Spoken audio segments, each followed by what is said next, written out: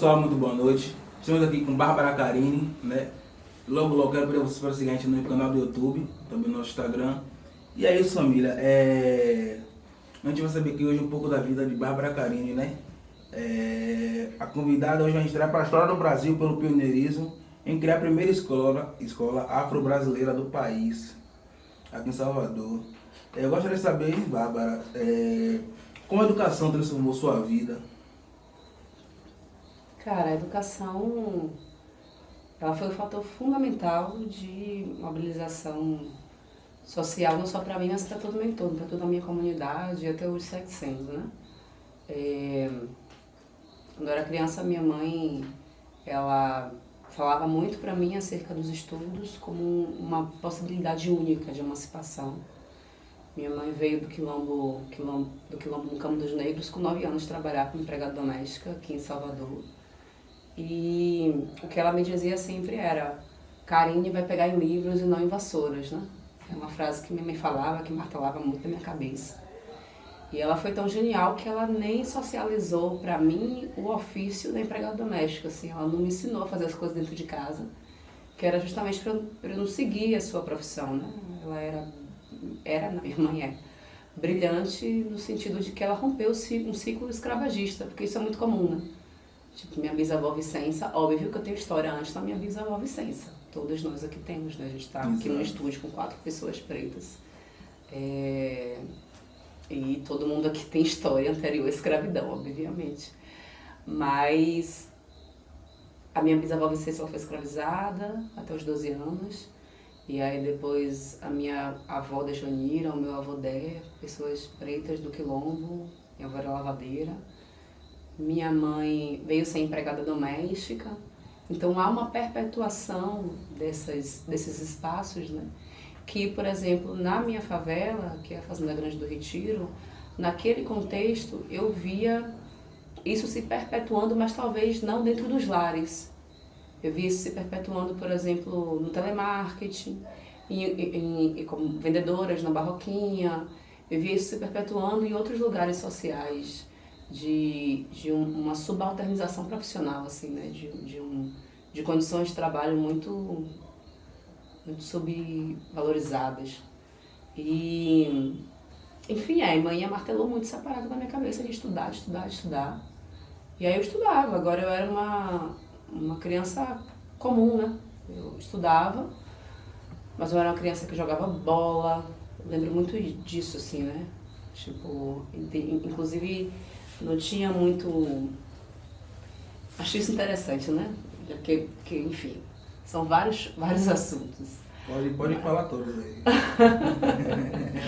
Porque eu estava pensando sobre essa questão do patriarcado ocidental, dos marcadores. De fato, obviamente que isso constitui subjetividades negras com pessoas negras estando no Ocidente. Isso não é a nossa base matrilinear, isso não é a nossa base africana, a coisa do machismo. Mas eu me recordo na minha infância de que, como esse contexto de favela é um contexto de herança africana, não tinha muito essas subdivisões de gênero nas brincadeiras que a gente fazia. Até que eu parei para refletir isso novamente em 2021, no Baba de Saia que rola na Sexta-feira Santa. Isso. Que o pessoal de lá da rua me chamou, eu tava lá, e o pessoal falou: Carine, vai rolar aqui, sexta-feira, o Baba, não sei o quê. Aí tava chamando o pessoal da infância. Tipo, os marmanjos, assim, sabe? Os caras, 40 anos, vamos bater o Baba, Carine, tipo assim. E eu rememorando a minha dimensão da infância. Pra eles é comum me chamar pra jogar bola, porque eu jogava bola com eles na infância. Não tinha coisa assim, o grupo dos meninos, o grupo das meninas. A gente... Era tudo misturado. Tudo muito misturado, né? Então eu era essa criança que batia o baba, que brincava de garrafão, que meu irmão que ficava puto com essas coisas, né? Minha mãe também tinha o maior medo, tipo assim, porque minha irmã mais velha é sapatão, e aí ela tinha muito medo na rua de, tipo, eu ser sapatão também, e o pessoal dizia que ela não sabia educar menina. Aí minha mãe tinha muito medo disso, né? Porque o pessoal chamava muito de moleque macho. As meninas que faziam essas coisas. E eu gostava dessas paradas, né? Era uma coisa que você sentia bem, no caso. Sentia bem, pintava raio, jogava gude, jogava bola. Agora também tinha outras paradas assim de gostar de dançar. Até hoje eu gosto, né? Fábio falou, eu vi a live hoje de manhã, você dançando? Ela falou, sempre, né? Então eu também curtia muito dançar, enfim. Então eu era uma criança que tinha uma vida bem plural, assim, né?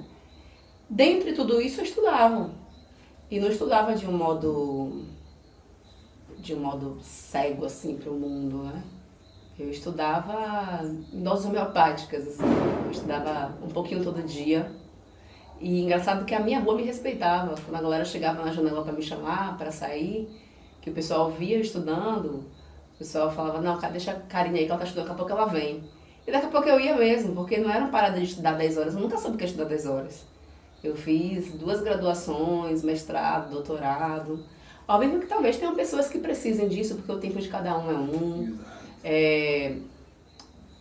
Tem questões também vinculadas à necessidade, às vezes um dado concurso requer isso mesmo, não sei, nunca fiz um bagulho de um concurso assim, que precisasse eu, né, entrar numa caverna e esquecer do mundo por um tempo, talvez isso role mesmo. Mas eu fiz 2 graduações, mestrado, doutorado, um pós-doc, vivendo a vida que objetivamente eu podia naquele contexto, né? Tipo, até o mestrado eu era muito quebrada de grana, então eu vivia a vida que era possível para uma pessoa quebrada. No doutorado eu já passo no concurso, no concurso do estado como professora, depois no concurso da UFBA já no final do doutorado como professora também. Então já passo a ter acessos, né? E aí eu concluo um doutorado escrevendo diariamente, estudando diariamente, mas ao mesmo tempo viajando, curtindo shows que eu gostava, curtindo minha família, meus amigos, minhas amigas. É o mais importante. Tipo assim, eu acho que é por isso que pra mim o estudo é uma atividade orgânica. Nunca foi uma parada punitiva, assim. Nunca foi uma parada de um período pesado da minha vida. Eu gosto de parar pra ler, pra estudar. Você tinha tempo pra tudo, pra brincar, pra tudo, pra sair, pra estudar. Pra tudo. Eu lembro que eu reservava cerca de 2 horas de estudo por dia. E pra mim era algo como escovar o dente, como almoçar. Uma obrigação.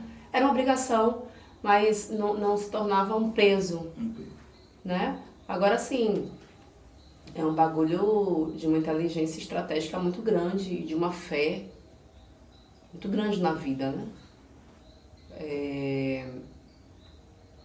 Que é foda, você tá ali estudando, a parada só vai daqui a 20 anos, porra. E você tá ali estudando e você não tem essa certeza das coisas, né? É uma fé é a esperança no que não se vê. Não se vê. E eu tinha muita fé na educação, eu tinha muita fé de que aquele bagulho ia virar. Eu tinha um grande amigo da minha rua, da minha faixa etária, a gente estudou junto, assim, eu estudava em uma escola, ele estudava em outra, mas a gente era da mesma idade, mesma faixa etária ali, mesma série, né? E quando eu saí do ensino médio, que eu decido entrar na universidade, ele faz logo um curso de mecatrônica no Senai. Na época estava chegando a Ford aqui e tal. E aí, com 20 anos, meu primeiro vestibular eu perdi, assim. E ele já estava no 2º ano do curso de mecatrônica e com 20 anos ele tinha um carro. Eu com 20 anos estava dentro da UFBA sem o dinheiro de transporte. Né? Então, assim, para uma cabeça de uma menina de 20 anos da favela, uma parada muito simples. Tipo, o primeiro vestibular eu consegui um ProUni. E eu falei, eu era uma jovem muito especial, assim, né? Tipo, eu consegui um ProUni e eu falei, poxa, foi o meu primeiro vestibular. Eu acho que eu posso tentar mais um, a UFB e a UNEB. Eu não preciso entrar de cara agora na faculdade privada. Tipo, isso é uma maturidade de uma menina de 18 anos. Do mesmo modo que foi a maturidade de uma menina de 15 anos. Eu já tinha feito o primeiro ano do ensino médio no Duque de Caxias, no Colégio Estadual Duque de Caxias, na Liberdade. Eu tinha feito a prova de Cefet a primeira vez, perdi na prova de Cefet. Chegou no final do ano, eu falei, cara, eu já tô passada aqui, né? Terceira unidade aqui no Duque de Caxias, já tô passada. Eu vou fazer aquela prova de novo do Cefet e se eu passar, eu repito de ano. Assim, quando você passar, eu repito de ano porque eu preciso aprender mais coisas. Eu fiz a opção de repetir de ano ali.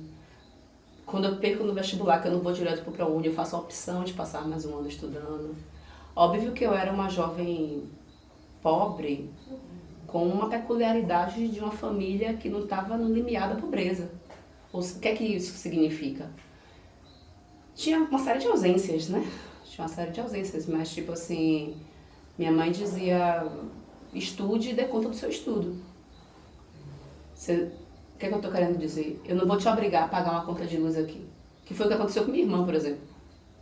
Minha irmã, ela foi estudar muito tarde, né? Assim, nunca é tarde para estudar. Mas comparado a mim, né? Minha irmã primeiro foi trabalhar como empregada doméstica, como babá, vender flores no sinal, como cuidadora de idosos, cozinheira. Vários trampos minha irmã fez antes de estudar, fazer pedagogia. Eu já era diretora da Maria Filipa, né?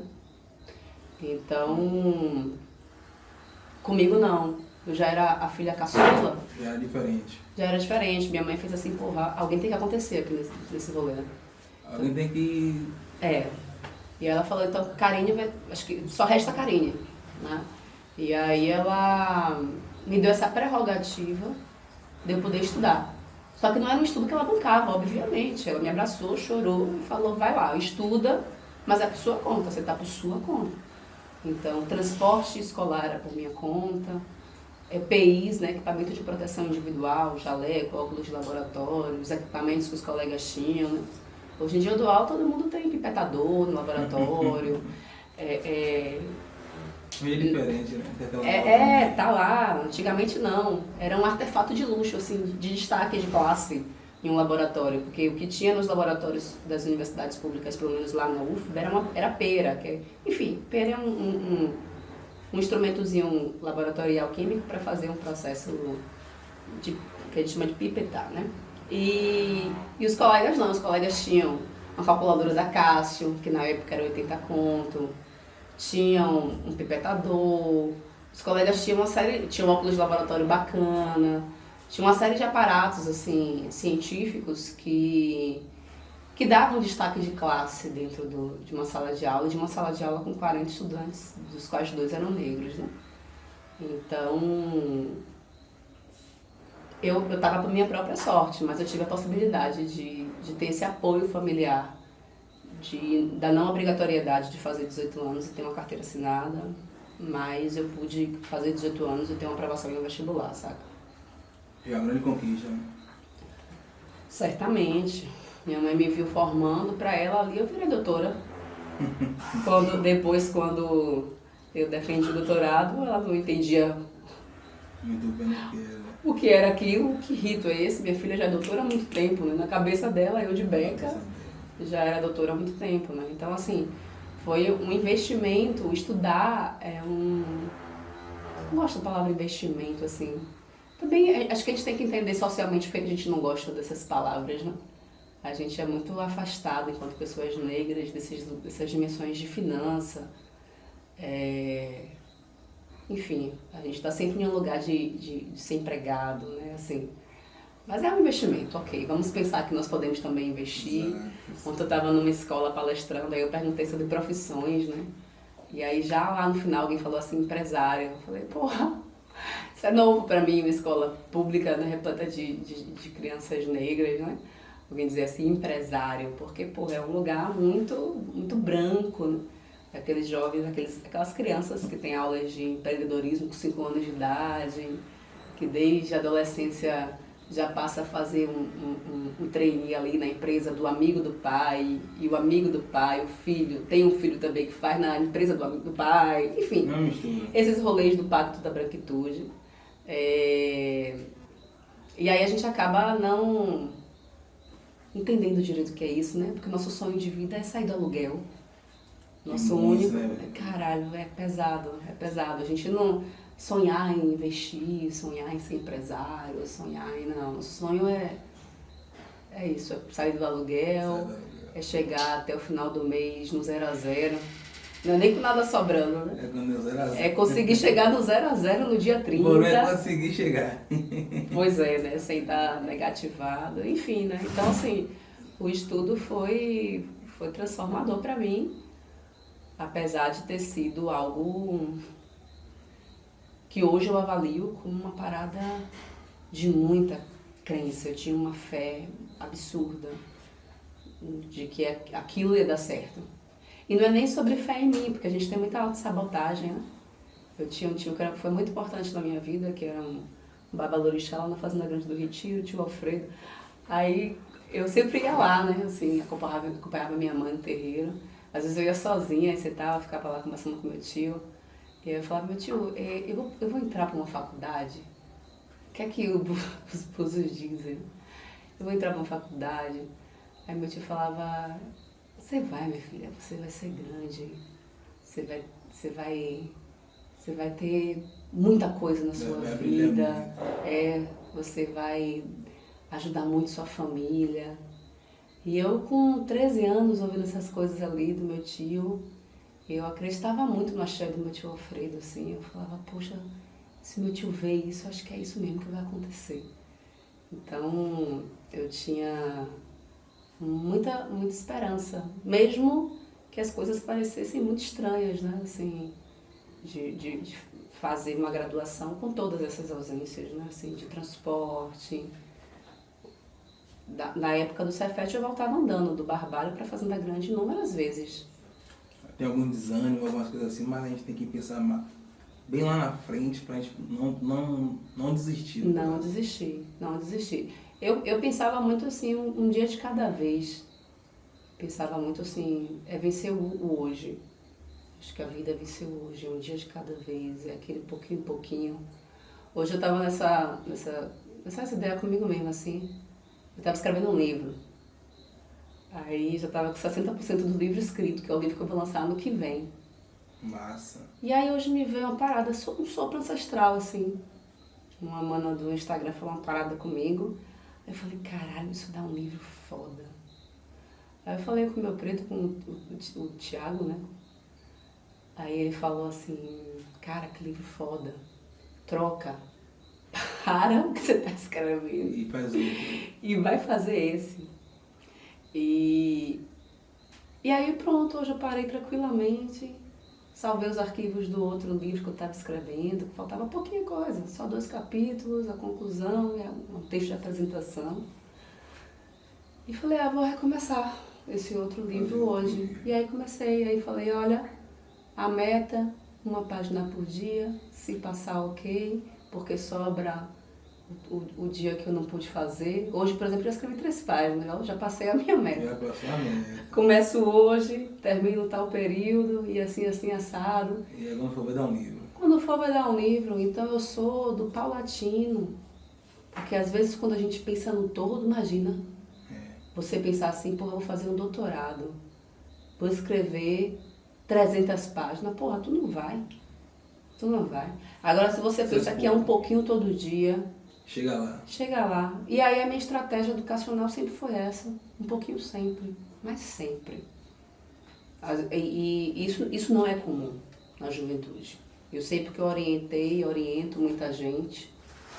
E geralmente são pessoas assim, deixa para a última hora mesmo, por vários fatores, né? Por vários fatores objetivos da vida mesmo, da dinâmica do trampo, de vários rolês. Exato. Mas pra mim é uma parada de... Eu procrastino pra várias coisas, assim. Porque parece que eu não procrastino nunca, eu procrastino. Pra coisas que não me dão prazer. Pra coisas que não... Procrastinar é aquele bagulho de... eu poderia fazer hoje, mas eu vou deixar pra amanhã. Né? Mas para as coisas que estão na minha meta, na minha construção, no meu objetivo, na minha estratégia, eu não deixo para amanhã nunca. Tipo... Tem que ter o foco. É o foco. Eu sempre fui muito focada. Mesmo que seja um foco para uma construção de 10 anos. Mas eu sei que uma construção de 10 anos tem que começar hoje. Saca? Então a educação para mim foi muito desse lugar. Muito desse lugar. E aí quando a coisa aconteceu, assim, muitas pessoas de fora, porque a galera da minha favela, eu tenho certeza, a galera nunca me viu como outline, assim, que é aquele ponto fora da curva. Nunca botava fé. Não, assim, tipo, tiveram as pessoas que não botavam fé naquele bagulho, mas deixava eu fazendo o rolê, respeitavam. Mas hoje, não é uma galera que me vê como gênia. Pô, Karine, uma gênia. Porque eu tava ali constantemente com meus amigos e amigas, fazendo o que todo mundo fazia, sabe? Então eu nunca fui aquela pessoa isolada da realidade, não. Mas, e também dentro da genialidade ocidental, assim, que é essa genialidade compartimentada, que é essa genialidade cartesiana, do tipo, tirar 10, 10, 10. Porra, eu tenho várias referências de pessoas que passaram pela minha vida que tiraram 10, 10, 10, 10. Que a vida não tá legal hoje. Que a vida profissional, que a vida de realização não tá legal. Isso é o fim da vida? Porra, também não é o fim da vida. Minha vida de profissional hoje de realização, tipo, também tá confusa. É comum, é tranquilo. É tranquilo a gente reordenar a casa às vezes em alguns momentos, né? Hoje eu trabalho em várias frentes como professora pesquisadora na universidade, sou empresária como sócia de uma escola, trabalho como palestrante, né? Trabalho como escritora. Tenho uma par de possibilidades de viver. E hoje eu me sinto em um momento de repensar um pouco assim também, né? Enfim, isso acontece com todo mundo. Mas eu tô falando isso porque muitas pessoas que tiravam 10, 10, 10, que eram o exemplo do sucesso na minha escola, e eu nunca fui essa pessoa, na minha escola ou na faculdade, infelizmente ficaram pelo caminho, sabe? Porque eu acho que a sabedoria que vem das nossas mais velhas e dos nossos mais velhos, da nossa ancestralidade, é uma sabedoria diferente. Não é a sabedoria do vá lá na casa do branco, tire 10, né? Apesar de que muitas vezes eu vejo muitas pessoas negras de classe média que o pai e a mãe diziam assim, se a nota é 10, você tem que tirar 11. Porque para nós, negros e negras, sempre tudo é mais difícil. Você tem que ser melhor que todos eles. Mas como eu vim de um contexto que minha mãe era empregada doméstica, meu pai tinha uma família dele, enfim, meu estudo era muito largado do ponto de vista da minha família, assim, né? Então era um rolê de construção muito meu, assim, não tinha ninguém determinando nada na minha vida. Eu caminhei a partir dos marcos da minha ancestralidade, que é um entendimento de uma sabedoria ubuntu mesmo, né? De uma sabedoria de coletividade, de uma sabedoria que não é rizomática, assim, dividida em caixinhas, de uma sabedoria que não é só para isso e para aquilo não. Tanto que muita gente às vezes se surpreende, fala, porra, você é da química? Eu falo, sou. E como é que você fala de umas paradas filosóficas, de umas paradas de sociologia, de umas paradas de... Eu falo, cara, a construção ancestral africana é isso. O Ubuntu não é só a relação com o outro, não. O Ubuntu é a relação com o mundo, com os entes universais. É lançar um olhar sobre a realidade coletiva e entender isso a partir de várias lentes que te constituem, sabe? Então, na minha cabeça não fazia sentido ser a boa da exata e ter orgulho de dizer, não entendo nada dessa porra aí de filosofia, não. Na minha cabeça não fazia sentido isso, não. Na minha cabeça eu tinha que entender um pouco de tudo. Na minha cabeça, para lançar um olhar sobre a realidade, eu tinha que lançar esse olhar por múltiplas frentes. Então, quando eu vou fazer licenciatura em Química, que eu entro e que eu estudo cálculo, estudo física, estudo química, mas também estudo sobre questões pedagógicas, questões sociais, dentro de um currículo que estava ali aparecendo, né? Da reformulação, no início dos anos 2000, dos PCNs, eu falo, cara, que bala isso, que bonita essa possibilidade de estudar história, sociologia, epistemologia da ciência, e também estudar química quântica, e estudar matemática. Se você perguntar o que é que ficou assim, de conteúdo, pouca coisa. Mas se você perguntar o que é que ficou de construção humana, muito. Porque a gente não nasce humano, a gente se torna.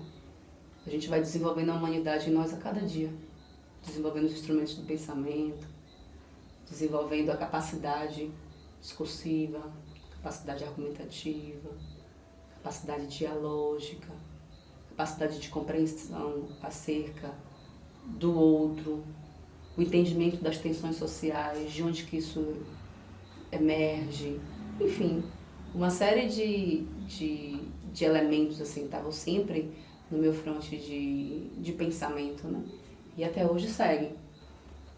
Assim, eu faço sempre esse exercício de tipo, eu estou discordando disso, por que eu estou discordando disso? Mas se fosse assim, eu me testo muito. Mas se fosse assim, e se fosse assado, e se não sei o quê?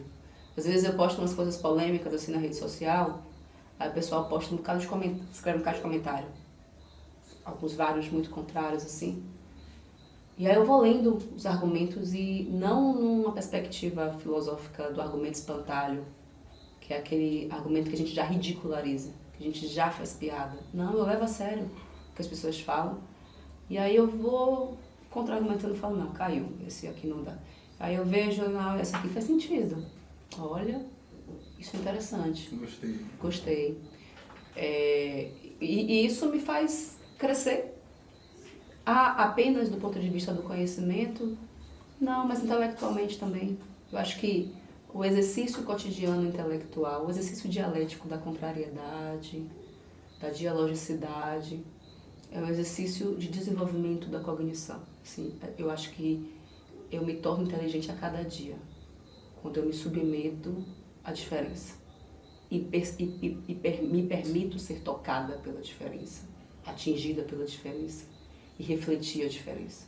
Óbvio que eu faço esse exercício numa diferença que seja ética, né? Porque tem divergências que são divergentes porque vão de encontro a outras existências. Esse tipo de outro pensamento eu não abro margem para minimamente me acessar na minha vida. Mas dentro aqui de um campo de autocuidado coletivo, existem várias percepções de mundo. Porra, você imagina um mundo com bilhões de pessoas. Eu ainda faço na Grande do Retiro, um bairro aqui de Salvador, que é uma cidade da Bahia, que a Bahia é um estado do Nordeste, o Nordeste é uma região do Brasil. O Brasil está dentro de um país, né, que está dentro de um continente, que é a América. A América está dentro do globo terrestre, do planeta Terra. A Terra está dentro de um sistema solar, né, da Via Láctea.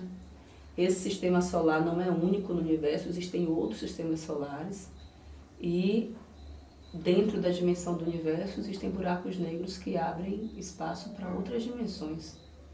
Como é possível eu me degladiar na internet? Porque eu tenho certeza que a minha opinião é a certa. Diante de um universo gigantesco e com múltiplas possibilidades. Não tem como. Não tem como. Então eu acho interessante esse exercício, né? De se permitir refletir, de se permitir mudar. Eu já mudei de ideia várias vezes.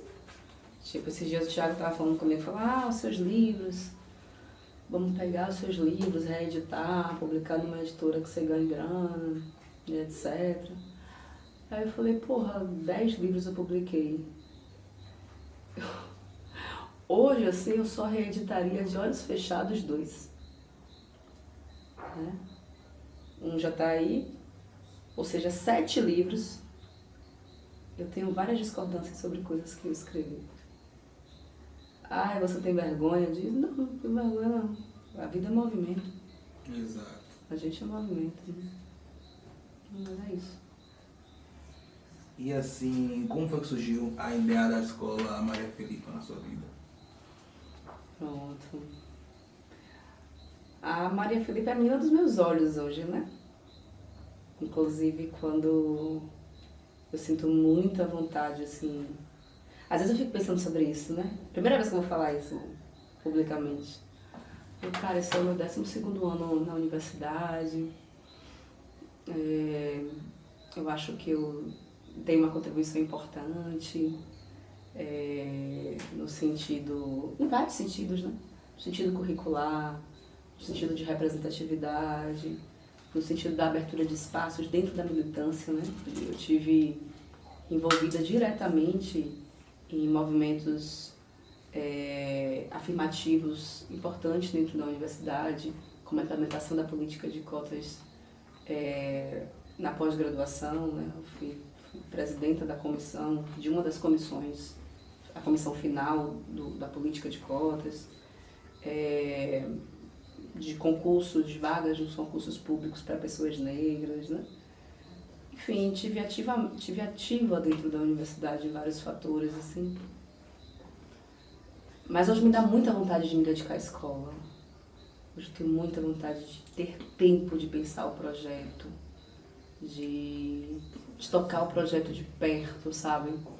É um incômodo que já está enrolado em mim, assim, há uns 2 anos. E não só... E expandir o projeto também para outra cidade. Hoje a gente está nesse rolê. Eu não vou dar muitas informações. Mas assim, a gente já teve 5 reuniões, né? Enfim, com um outro grupo, com vários grupos, mas especificamente com um grupo de expansão da escola, no sentido de ser sócio da escola em um outro estado, né? Semana que vem a gente tem mais uma reunião. Então, é a menina dos meus olhos hoje, a escola. E não é apenas por uma questão financeira, empresarial. Assim, com toda a sinceridade do coração, assim, a escola hoje não gera lucro. A escola hoje não me paga, ainda. Né? O barato fundamental da escola, para mim, é ter criado um espaço educacional seguro para a minha filha, que é uma menina negra. Então a escola surge desse rolê. Ah, Bárbara, então você quer dizer que a escola então poderia não te gerar renda nenhuma? Não, eu espero que a escola me gere renda para eu poder sobreviver, principalmente a parte dela. Exato. Que a escola seja minha aposentadoria. Eu acho isso justo. Acho que pessoas negras tenham vidas econômicas tranquilas. Eu acho que a gente tem que sair desse lugar da valorização extrema do sacrifício. Eu não quero viver uma vida inteira de sacrifício. Vivi muito sacrifício. Né? Andava, traseirava direto. Na faculdade eu traseirava, não dava para andar mais de 20 quilômetros. Tem que dar traseirada. Traseirava direto. Tinha que dar, saía de Ondina. Hoje nem dá mais, né, que o ônibus mudou. Mas saía de Ondina, traseirava até o Lago do Tanque, do Lago do Tanque subiu o Alto do Peru andando para Fazenda Grande. Enfim, várias bads de ausências diversas que construíram o que eu sou. Eu não tenho vergonha de ter vivido isso, mas também não vou dizer que tenho orgulho, porra. Não vou dizer que tenho orgulho de ter me fudido. Eu queria ter uma vida tranquila, como eu via os meus 38 colegas brancos terem. Eu queria. Então, eu acho que é justo, em algum momento da vida, a gente ter tranquilidade. Vai aparecer um cara de maluco aí pra dizer que foi sorte. Vai aparecer um cara de maluco aí pra dizer que a vida foi fácil. Ninguém sabe da sua história. Quem tem que saber da sua história é você. Exato. E eu sou essa pessoa. Eu sou a pessoa de fazer o meu. Não apenas nesse lugar do trabalho, de como retribuição financeira, mas no lugar daquilo que eu acredito. Eu estou aqui no movimento negro, que é completamente diverso, e que bom que é, porque essa estratégia de que todo branco se parece é uma estratégia genocida para acabar com a nossa existência. Então a gente não precisa se parecer nem estaticamente, nem epistemologicamente, cada um pode pensar de um jeito diferente mesmo. E aqui no exercício da nossa irmandade a gente colocar o pensamento na mesa e a gente refletir sobre as nossas concepções de mundo, né? E como que isso se alinha à nossa ancestralidade, que é aquilo que nos une. O que é que une a comunidade negra no mundo? De onde viemos e para onde vamos. O que a gente diverge hoje e o que a gente discute hoje é o como, o método, como que a gente vai fazer isso, né? Mas a gente tem um ponto de partida e um ponto de chegada muito bem estabelecido, né? Nossa, galera, enche o saco ficar ligando no meio da live. Aí você vai ver, aí é negócio de operadora, de coisa... Aí eu ficar fudendo a live da gente. Mas enfim, ligando de novo, pessoal insistente. Já que estão ligando aí, quero aproveitar aqui a vocês para seguir também aqui. Eu quero agradecer, né? Principalmente a nossos 3 parceiros, que é a Night Blue, nossas energéticas que você encontra nos supermercados do mercado. Quero agradecer também a Cartões e Cias, é responsável, né, pela nossa comunicação visual, e ao Estúdio Build, né, responsável pela nossa beleza também aí. Quero agradecer geral aí, a todos vocês aí. Muito obrigado mesmo, gratidão. Sim, voltando, esse pessoal acabou de ligar, tá ligando. É, porque tinha caído aqui, não sei se já voltou. O pessoal fala aí se voltou, minha gente. Acho que voltou. Bom, Bárbara, como é pra você lidar com racismo no seu cotidiano? Olha, lidar com o racismo no cotidiano, eu acho que é, infelizmente, uma tarefa inglória de toda pessoa negra na sociedade, né? Não é tão de um lugar pontual, assim, como para algumas pessoas isso soa, né? Tem muita gente que fala assim, quanta situação de racismo você já viveu? Tipo, tudo que a gente estava falando aqui, a gente não ter lanche na escola de qualidade, a gente andar quilômetros que a gente não precisaria, a rigor, ir caminhando, né? Da gente fazer coisas aparentemente homéricas e que a gente tem que guardar isso com muito orgulho e etc. Tudo isso, a rigor, é racismo, né? É como o racismo estrutural incide na vida de pessoas negras cotidianamente. O modo como eu escolhi, assim, para lidar com o racismo é na articulação coletiva. Hoje eu até não faço tanto parte de grupos de militância, assim, de coletivos, né? Mas é um estágio, né? Assim, é um momento, é uma construção importante. Então eu já participei do programa de Direito e Relações Raciais, do coletivo Dandara, que é um coletivo negro dentro do Instituto de Química, né? Que os estudantes me chamaram para fundar em determinado momento. Do coletivo Luísa Bairros, né? Que ali em 2016 eu participei desse processo de criação do coletivo.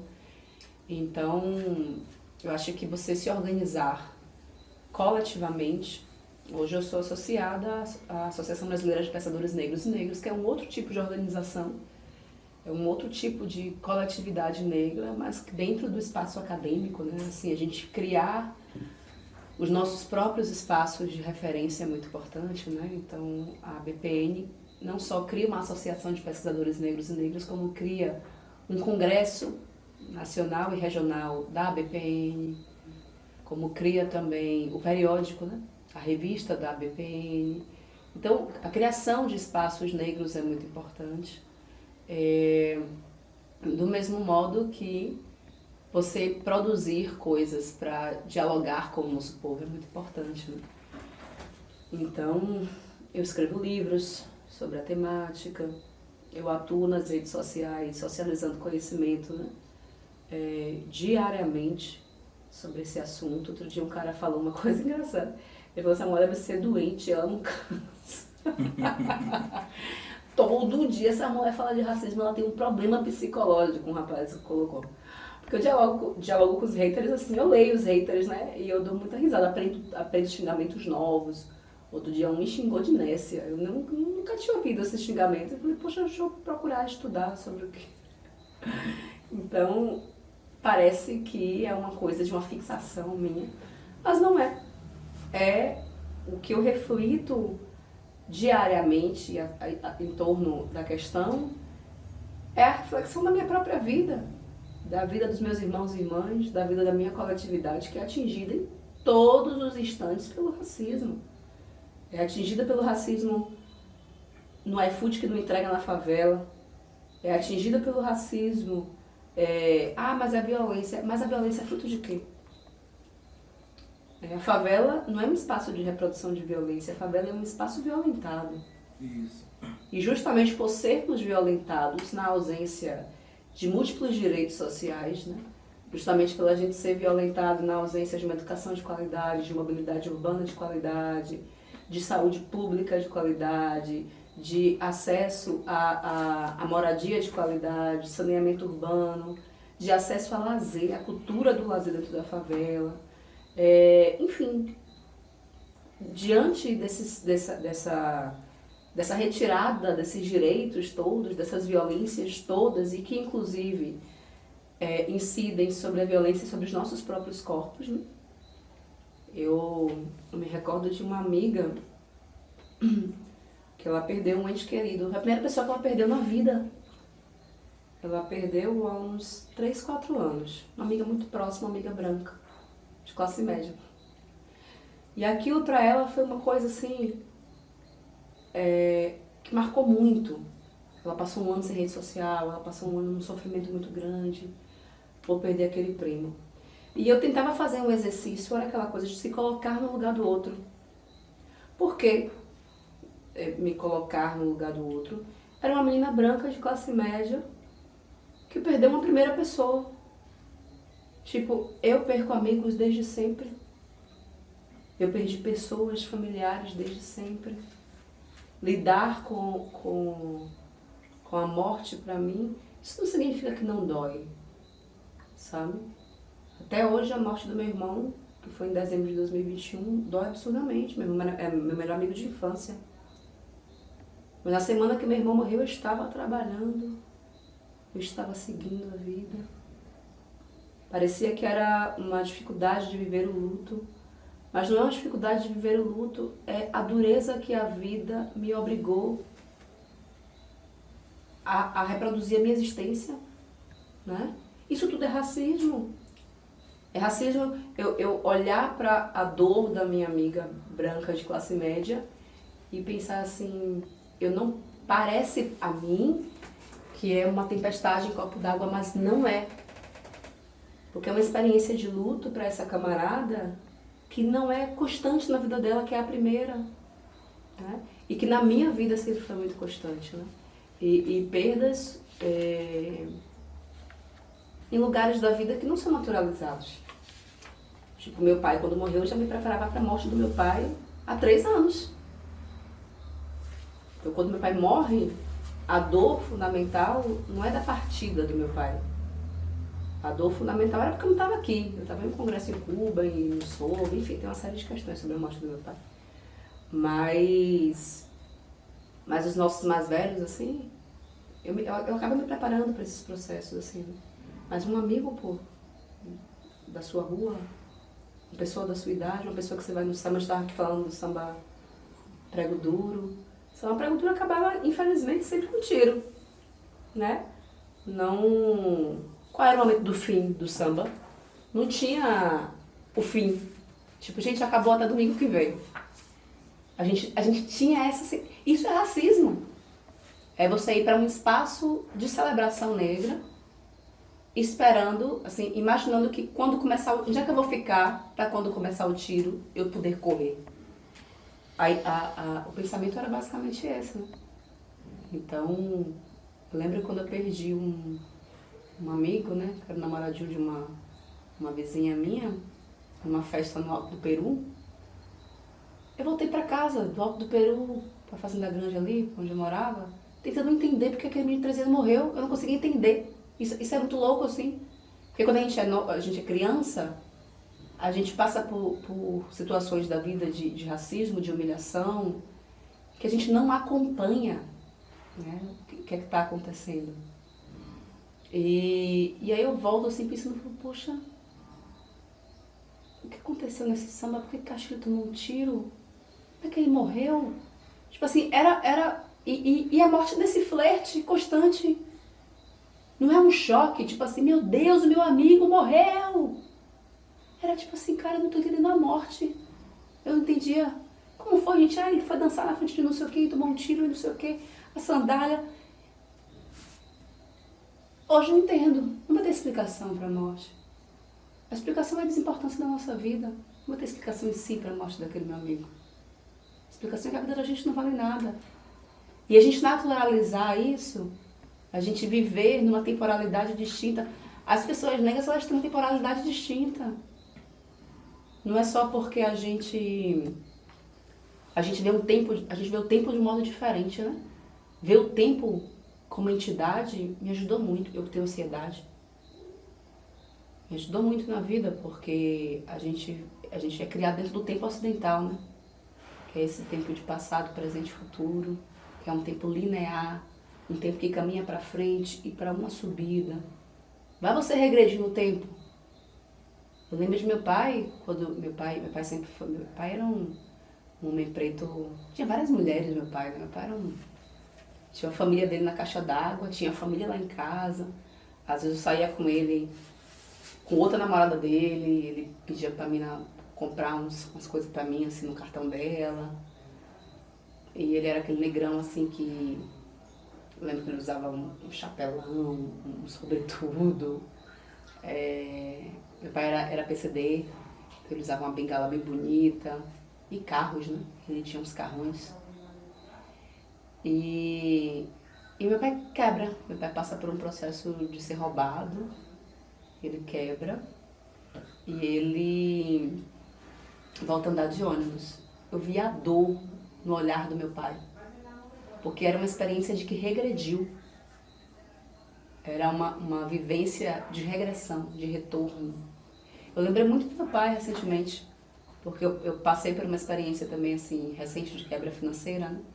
Então, tipo, quando eu começo a ter carro na favela, era esse rolê de que cada um tem que ser o melhor. Cada um tem que ser o melhor. Eu tenho que aparecer lá com o melhor, sempre, né? E aí, quando eu volto na Fazenda Grande com um carro muito fodido, assim, era essa sensação de retorno no tempo. Isso é muito ruim, porque é um entendimento ocidental de uma temporalidade linear. E o tempo, ele não é marcado por esses lugares, muito menos por essa linearidade, né? O tempo, ele pode, inclusive, ser circular. O tempo, ele pode, inclusive, tocar as mesmas linhas, a mesma linha de dor, de ausência, de dificuldade, em diferentes momentos. Do mesmo modo como ele pode ser circular e tocar, tangenciar a linha da paixão, a linha do amor, a linha do encantamento, da prosperidade na vida, em diferentes momentos. O Ocidente criou pra gente essa relação com o tempo crescente, né? E aí a temporalidade pra gente, que é diferente de tempo, a temporalidade pra gente, ela acaba sendo dura. A gente dificilmente você vê pessoas negras, jovens pretos como você, meninos sonhando com a velhice. Verdade. Dificilmente. Eu nunca parei pra me pensar, inclusive, velha, idosa.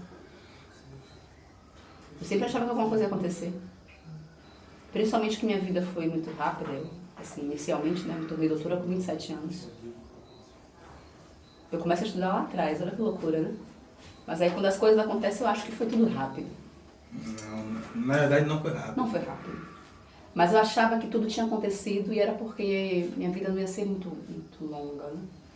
Meu irmão também tinha uma frase que ele dizia... Ele morreu com 38 anos. Ele dizia que ele só queria viver até os 40.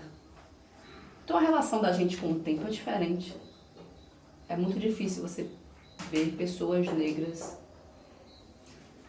morrendo de velhice. Simplesmente. De velhice mesmo, porque ficou velho. Como banqueiros morrem. Não morreu de uma doença, não morreu porque ficou velho. Isso não é uma lógica temporal comum pra gente, né? A gente tem um tempo que é um tempo marcado